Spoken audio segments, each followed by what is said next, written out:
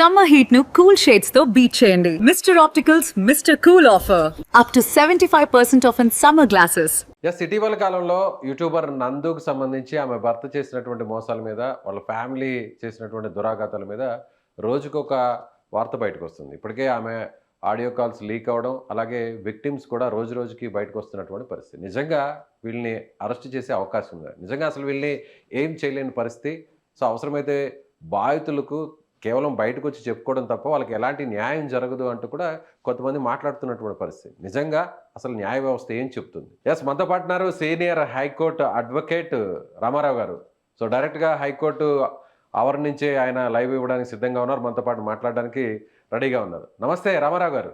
నమస్తే. నమస్తే రామారావు గారు, జనరల్గా ఇలాంటి కేసెస్లో బాధితులకు న్యాయం జరుగుతుందా, లేదంటే కేవలం అది కంఠశోషగా మాత్రమే మిగిలే అవకాశం ఉందా?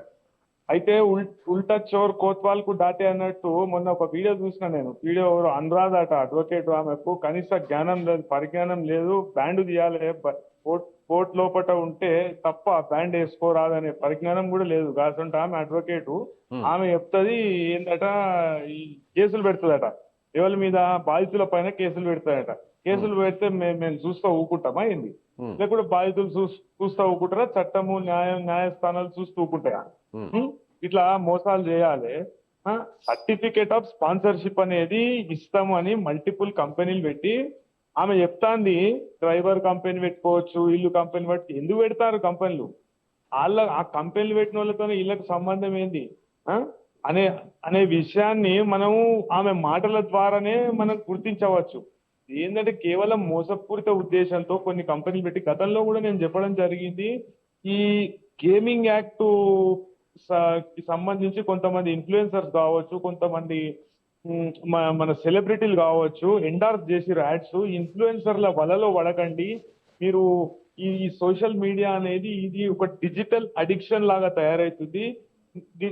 దీంట్లో వచ్చేవి పూర్తి శాతం నిజాలు కావు. మీరు వెరిఫై చేసుకున్నాకనే ఏదైనా మీరు ముందుకు పోవాలని కూడా నేను చెప్పడం జరిగింది. గతంలో ఇట్లనే ఎంతో మంది మోసాలకు గురైనరు. ఇది మన ఈ యాప్లను ఎండార్స్ చేస్తే, యాప్స్ ఆడితే, నేను గతంలో బాలకృష్ణ, సినిమా యాక్టర్ బాలకృష్ణ పైన కూడా అదే విధంగా మన గోపిచంద్, మన ప్రభాసు ఒక షోలో ఇట్లాంటి ప్రమోట్ చేస్తే దాని మీద కూడా నేను ఇష్యూ లేవనెత్తాను. అయితే ఇప్పుడు దీనిలో ఏంటంటే సర్టిఫికేట్ ఆఫ్ స్పాన్సర్షిప్ అని పెట్టుకొని ఏదో గల్లికో కంపెనీ ఇవ్వాలన్నా రిజిస్టర్ చేయొచ్చు. కాకుంటే కంపెనీ స్పాన్సర్షిప్ అనే గతంలో కూడా చాలా మోసాలు ఇటువంటివి జరిగినాయి. ఇప్పుడు ప్రొటెక్టర్ ఆఫ్ ఇమిగ్రెంట్స్ అనే అధికారి మనకు ఉంటాడు. ఇప్పుడు ఏదైనా అబ్రాడ్ లో ఏదైనా జాబ్ చేయడానికి పోతే ప్రొటెక్టర్ ఆఫ్ ఇమిగ్రెంట్స్ అంటే లేబర్ స్థాయి, అంటే కింది స్థాయి ఉద్యోగ ఫిటర్స్ అటువంటి ఉద్యోగాలు ఉంటే, ఇప్పుడు హోటల్ ఇండస్ట్రీలో ఉంటాయి కొన్ని ఉద్యోగాలు. అదే విధంగా ఈ నౌకరీలకు పోవాలంటే మన ప్రొటెక్టర్ ఆఫ్ ఇమిగ్రెంట్స్ అనే అధికారి సర్టిఫై చేసినాకనే వాళ్ళను అటువంటి ఏజెన్సీల ద్వారానే పోవాలి. అయితే దీనిలో ఈ సోషల్ మీడియాలో చెప్పడం వలన, సోషల్ మీడియాలో పూర్తి శాతం ఆకర్షితులను చేయడం వల్ల ఎన్నో బాధలు పడతారు. యూకేలా మొత్తము ఆర్థిక వ్యవస్థ అనేది పూర్తి శాతం నాశనం అయింది. యూకేలోనే ఇబ్బంది పడతాను, ఉన్నోళ్ళే ఇబ్బంది పడతారు. అయితే ఇప్పుడు కొత్తోళ్ళు పోయి ఎక్కువ శాతం ఇండియన్స్ ని మొత్తము, కొంతమంది అయితే కొన్ని సమయాలలో అక్కడ నేటివ్స్ కూడా తీవ్ర స్థాయిలో వ్యతిరేకిస్తున్నారు. ఇవన్నీ పక్కకు పెట్టి ఏదో విధంగా వీళ్ళని అట్రాక్ట్ చేయాలి. పూర్తి స్థాయిలో ఒక సోషల్ మీడియా ఇన్ఫ్లుయెన్సర్ అయిన ఆమె నందు అనేట ఆమె అట్రాక్ట్ చేయాలి. అదే విధంగా ఆమె భర్త ద్వారా కొన్ని 10-15 కంపెనీలు పెట్టించి ఆ కంపెనీల ద్వారా స్పాన్సర్షిప్, ఆ కంపెనీకే గతి లేదు. అదేదో మూలకోట ఒక పేపర్ కంపెనీ, ఆ కంపెనీలే ఒక పేపర్ కంపెనీ. ఆ పేపర్ కంపెనీల ద్వారా గతంలో షెల్ కంపెనీలు పెట్టి ఎట్లయితే మోసాలు చేసిరో, ఇప్పుడు ఈ మ్యాన్ పవర్ కన్సల్టెన్సీ, అదే విధంగా మేము జాబ్స్ ఇప్పిస్తామని ఎన్నో సంస్థలు ఆడ పుట్టగొడుగుల లెక్క పెట్టి, ఏమన్నా అంటే మాది ఫారెన్ సంస్థ అంటే, వీళ్ళందరూ ఎందుకు పెడతారంటే ప్రాథమికంగా వీళ్ళ మీద ఇండియన్ చట్టాలు వర్తించవద్దు, అదే విధంగా ఇండియన్ పోలీస్ కి యాక్సెస్ ఉండొద్దు, అదే విధంగా అధికారులు ఏమైనా చర్యలు తీసుకొని ప్రయత్నం చేస్తే, లేకుంటే ఈడ కంప్లైంట్లు పడితే ఆడికి పారిపోవచ్చు, లేకుంటే ఆడ సిటిజన్షిప్ బేస్ చేసుకొని ఆడనే ఉండొచ్చు. అంటే మనకు యూకేకి చాలా ఒప్పందాలు ఉన్నాయి. అదే విధంగా గతంలో తీవ్ర స్థాయి నేరస్తులను కూడా ఎక్స్ట్రాడిట్ చేసిన ఆ, సందర్భాలు ఉన్నాయి. అదే విధంగా యూకేకి సంబంధించిన నేరస్తులను కూడా మనము అటు పంపించిన ఉదాహరణలు కూడా ఉన్నాయి.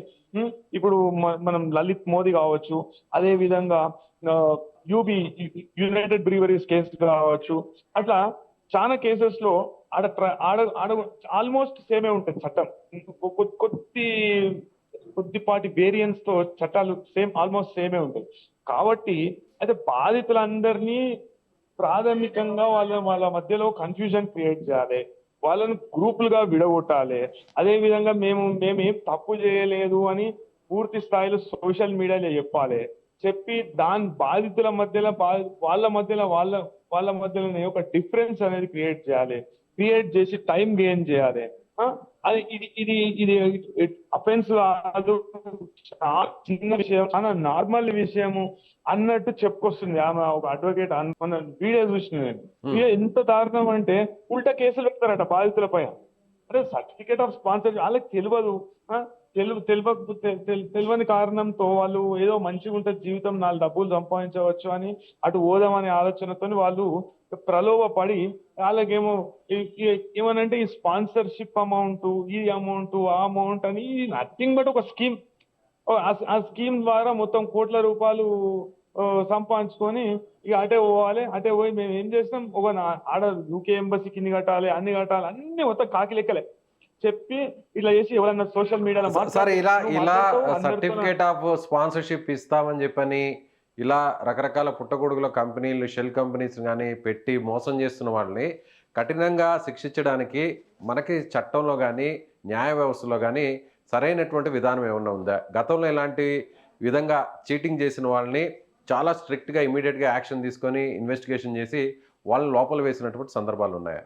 చాలా సందర్భాలు ఉన్నాయి. అయితే ఇది హైదరాబాద్ లో ఎప్పటి నుండో ఉన్నది. మనకు లోకల్ గా మిడిల్ ఈస్ట్ కి పంపిస్తాం. ఇప్పుడు మా తెలంగాణలో ఏముంటదండి, బొంబాయి, బొగ్గుబాయి, దుబాయ్, అట్లా ఈ తెలంగాణలో ఏంటంటే కొన్ని ప్రాంతాలలో అయితే మొత్తము దుబాయ్ పంపిస్తామని, ఈడికి పంపిస్తామని, ఆడికి పంపిస్తామని బాంబేలో ఇడిచిపెట్టిన ఉదాహరణలు కూడా ఉన్నాయి. అయితే దీనిలో ఏంటంటే పూర్తి స్థాయిలో ఆధారాలు ఉన్నాయి కాబట్టి ఇప్పుడు చట్టం అనేది మళ్ళా చాలా పటిష్టంగా ఉన్నది కాబట్టి 100% ఇప్పుడు ఇండియాలో కావచ్చు, ఇండియాలో ఇప్పుడు లెటర్ ఆఫ్ రొగేటరీ అని ఉంటుంది. ఇప్పుడు లెటర్ ఆఫ్ రొగేటరీ అంటే ఈడ పోలీస్ స్టేషన్లలో కేసులు రిజిస్టర్ అయితే ఇప్పుడు నేరం చేసిన వాళ్ళు వేరే కంపెనీ అబ్రాడ్ లో ఉంటే ఆర్ హై సీస్ మీద క్రైమ్ అయిందంటే లెటర్ ఆఫ్ రొగేటరీ అనేది ఈడ ఇన్వెస్టిగేటింగ్ ఆఫీసర్ అంటే మన పోలీసు శాఖ ఆడికి లెటర్ ఆఫ్ రొగేటరీ, ఆడ ఉన్న police station concern police station కు లెటర్ ఆఫ్ రొగేటరీ అనేది పంపించచ్చు. లెటర్ ఆఫ్ రొగేటరీ ద్వారా వాళ్ళ మీద ఆడ చర్యలు తీసుకొని అదే చర్యలు తీసుకుంటూ మనకు అంటే ఇండియాకు ట్రాన్స్ఫర్ చేసే అవకాశం ఉంటుంది. అదే విధంగా వాళ్ళ ఆస్తులు ఏమైనా ఇండియాలో ఉన్నాయంటే ఆస్తులను గుర్తించి వాటిని అటాచ్ చేసే అవకాశం ఉంటుంది. అదే విధంగా పిఎంఎల్ఏ యాక్ట్ అనేది కూడా prevention of money laundering act కూడా దీనిలో పెట్టే అవకాశం ఉంటుంది. అదేవిధంగా దీనిలో సిబిఐ కూడా కేంద్ర ప్రభుత్వ రంగ సంస్థలను కొన్నిటిని మోసం చేశారు కాబట్టి ఈ లెటర్ ఆఫ్ స్పాన్సర్షిప్ అనేది ఆడ ఉన్న చిన్న పైసలు సంపాదించుకోనికనే పెట్టిరు కాబట్టి అవకాశం ఉంటుంది. హైకోర్టు అడ్వకేట్ రామారావు గారు చెప్తున్నట్టుగా చాలా మంది ఈ విధంగా మోసపోతున్నారు. సో రోజుకొక మోసం అయితే బయటకు వస్తుంది. ఇలా ఇన్ఫ్లుయెన్సర్స్గా మారి సో వాళ్ళకు వచ్చినటువంటి ఆ గుర్తింపుతో కొంతమంది బాధితుల అవసరాలను ఆసరాగా చేసుకొని కోట్ల రూపాయలను మోసం చేస్తున్నటువంటి పరిస్థితుల మీద కూడా నేను గతంలో కూడా అనేక పోరాటాలు చేశాను, సో ఫైట్ కూడా చేశానని కూడా ఆయన చెప్తున్నారు. అయితే ఇలాంటి వాళ్ళను వదిలిపెట్టకుండా ఉండడం కోసమే ఖచ్చితంగా న్యాయ వ్యవస్థలో అనేక విధానాలు ఉన్నాయి. ఖచ్చితంగా పోలీసుల ఇన్వెస్టిగేషన్ ద్వారా ఇలాంటి వాళ్ళని ఇండియాకి తీసుకొచ్చి మళ్ళీ ఇలాంటి ఇన్సిడెంట్స్ జరగకుండా కూడా న్యాయం జరగడానికి అన్ని రకాల ప్రయత్నాలు కూడా చేయడానికి తాను కూడా సిద్ధంగా ఉన్నాను. అందుకు న్యాయ వ్యవస్థలో కూడా అనేక మార్గాలు ఉన్నాయని కూడా ఆయన చెప్తున్నటువంటి పరిస్థితి. Thank you.